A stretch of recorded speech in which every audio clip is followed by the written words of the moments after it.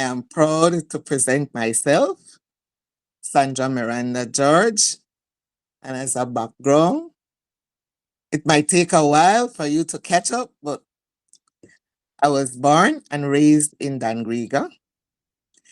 Both my mother and father are Garinago. Right? Mhm. Most of you will know my mother. She is the late Esteline Castillo, and my father is the late Pascual Miranda. I was raised by my mother's sister, Mrs. Irene Lino. So the person who I am today, I give the credit to Mrs. Irene Lino and her late husband, Domingo Lino. They are both deceased. I grew up with them. I went to school. I attended Holy Ghost Primary School in Dangriga, and later on attended Stan Creek High School, also in Dangriga. And at that time, Stan Creek High School was it was an Anglican high school, and it was very strange for some people that I was attending an Anglican high school coming from a heavy Catholic background. Mhm. But that school was my choice because of its academic achievement and excellence during that time. Mm.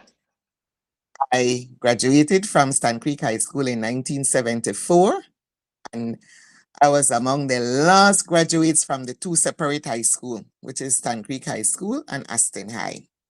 Now they were amalgamated and ecumenical started September of that year. I graduated in June, and September, Stan Creek Ecumenical High School opened its doors. Mhm. That time as Garinago was not that easy, especially in the working environment. Right? Mhm.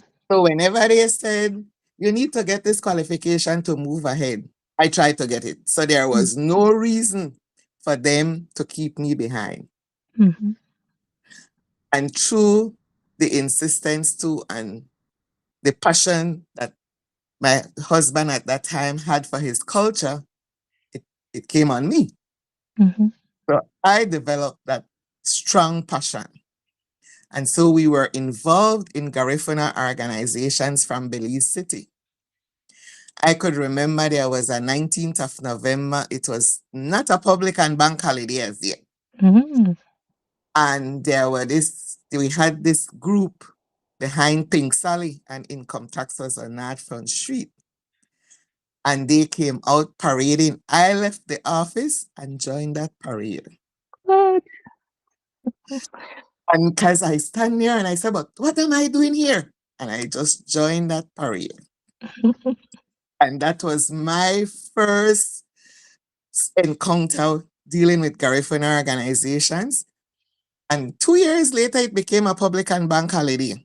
Mhm. But before, I was in that parade every 19 because that was the route to take. And as soon as it passed income tax office, I joined the parade. Surprisingly, I was not disciplined.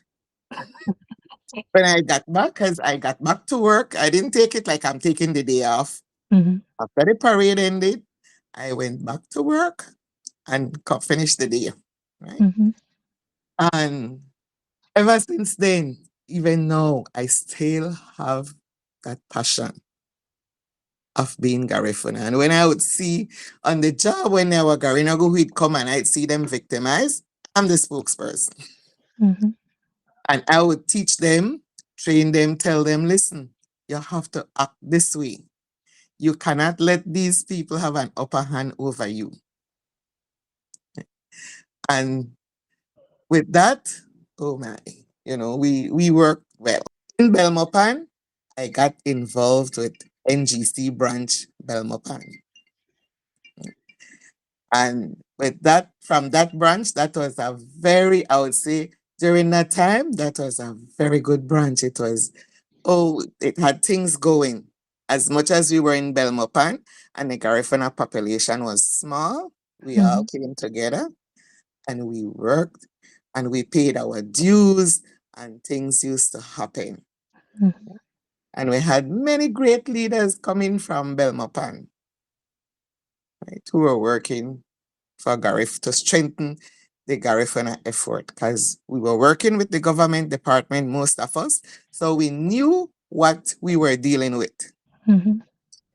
And so as not to look like we were an advocacy against government, we also approached them and we got assistance. Mhm.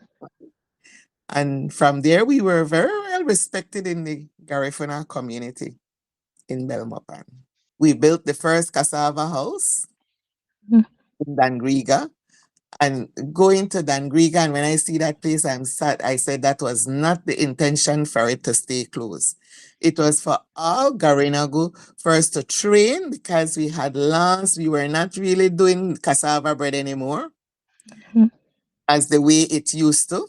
So it was to train the young people and later on and have them use it maybe for a fee because it has maintenance, Mhm. to use it along with the equipment there so that they could sell cassava for their livelihood. Mhm. Would even train them how to go to not really export immediately, but to make it presentable. And Mhm. we work along with the Sabals Cassava Group because the Sabals are way ahead in this. And Mhm. we work and they really worked along with us. Mr. Ernest Sabal was there with us every way. We went all the way to Honduras Oh, to wow. see how they are doing their stuff. But surprisingly, we don't get interest. Mm. And when the place was used, it was like abused. Mm. Not by, say, the people in Dangriga, but we had to have somebody there Mhm. to show like a presence. And I think it was abused because the people, the Garinago of the Dangriga, did not embrace this facility as their own. Mm. And it is still there. And I would hope that one day they would embrace it as their own. Growing up as Garifuna, for me, then it was not an issue for us because it was our daily life, Mhm. right? We know we are Garinago. My grandmother, grandaunt, grandfather, we only speak Garifuna at home, right? And then as growing up, I had neighbors who were non-Garifuna, but those neighbors did not see me differently. So Mm. it's the area that you grow up as Mhm. we are in a Garifuna, almost predominantly Garifuna environment. And I felt like them, like one of them. And I guess the difference is that I can't speak Garifuna to them, Mm. right? But that was the only issue. And it was always there, Garina Gahagea. And certain things would say, my grandfather would say, be careful, Kunigibetia, Kalabadugube, Garifuna Mm. Bogia. Mhm. Warning us that we'll be seen differently doing certain things. Mhm. And he was one of my idols, male idols, my grandfather and my uncle, late Mhm. Stephen Castillo, because he pushed education in me. Mhm. And he would say, I know you could do it. Don't let down yourself. Just go for it. Mm. There are a lot of young Garinago in that exact position. In fact, there are a higher percentage in that position than you would think, right? Mhm. Than those who are fluent.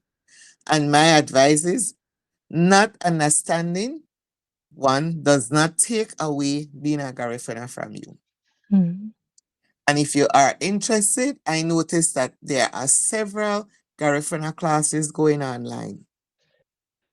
And if you are really serious about learning Garifuna, it doesn't matter who has the course. It can be a Garifuna from Belize, a Garifuna from Honduras, a Garifuna from Guatemala. If you have the opportunity to join that class, join it. Mhm. And there are sessions in some of those classes where you actually speak Garifuna or they put you along with someone else to speak Garifuna, right? Different lecturers or different sites have it differently, but it is out there. And there are several books also that teaches Garifuna. And you will find that they're easy to learn. They're easy. And also, if you know anybody, if you're in Belize, you know any of the teachers at Golesi, There are books there also on teaching Garifuna. Online, there are several books. And I know that there is an author, Luz Solis, Mhm. and she's now Luz Solis Ramos, who Mm. have nice books, easy to learn books out there. I bought some of the books on the on Amazon, and those books are easy. So you, along with the classes, you can get those books. Mhm. Right? And now we should look not at the academic part of learning Garifuna, but look at the communication in Garifuna. Mhm. Right?